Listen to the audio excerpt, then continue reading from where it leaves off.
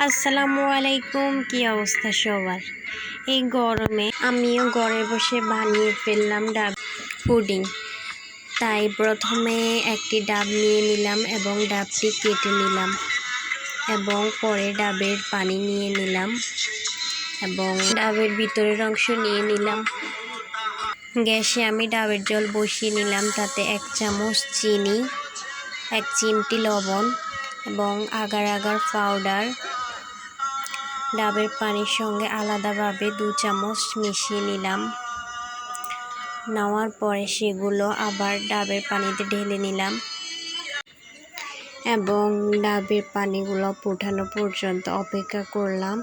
যতক্ষণ পর্যন্ত ডাবের পানিগুলো না পড়ে ততক্ষণ পর্যন্ত গ্যাস বন্ধ করা যাবে না। এগুলো তোমার উঠছে, পরে আমি চলে গেলাম তোমার ডাবের ভিতরের অংশগুলো কাটতে। আমি আর্টিস্ট, সো আমার এখানেও কিছু আর্ট করা লাগবে। দেন চলে গেলাম। এগুলো তোমার সবগুলা আমি আমার কাচের বাটিতে নিচে নিয়ে নিলাম অ্যান্ড আমি এই মিশ্রণটি এখানে দিয়ে দিলাম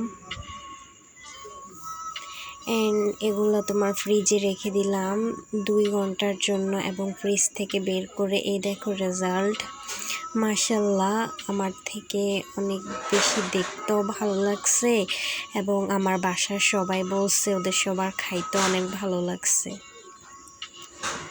আমার অনেক ভালো লাগছে।